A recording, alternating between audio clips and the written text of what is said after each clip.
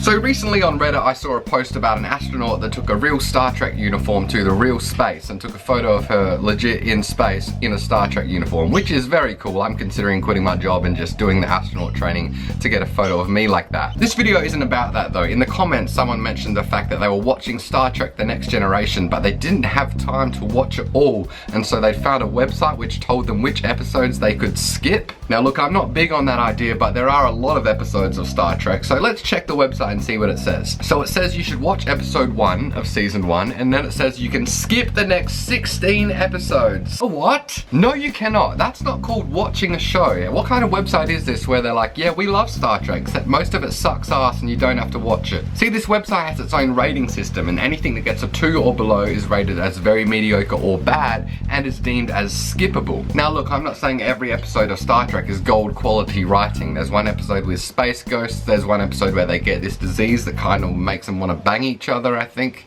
But those episodes are still a part of the whole of Star Trek. Some of the episodes are weird like that, some of the episodes are funny, some are happy, some are sad, sometimes they're very dark, people just die for no reason, sometimes they're very boring and it's all about just chatting in a room. No matter what happens though, it's all a part of Star Trek. This video isn't really about Star Trek per se, it's about every TV show or movie, and the fact that I don't believe you can skip certain parts of it and then think you've got the full experience of it. Like imagine if you found a website that was like, look, we love Jurassic Park and we know you love Jurassic Park, but we hate raptors. We love every dinosaur except raptors. Screw them. So what we've done is we've made a list of every scene where they show a raptor or talk about a raptor, so you can watch Jurassic Park but easily skip the bits that have raptors. If you met the person that made that website, you'd be like, hey, you're a fucking idiot. I mean, yeah, you might get the general idea and vibe of the movie with skipping the raptor scenes, but you're still gonna miss something of the essence of what Jurassic Park is. And it's the same with this Star Trek thing. All the episodes you miss are going to affect the way that you interpret the episodes that you do watch. A main character dying is going to have obviously less of an effect on you if you've only seen them in like one previous episode as opposed to the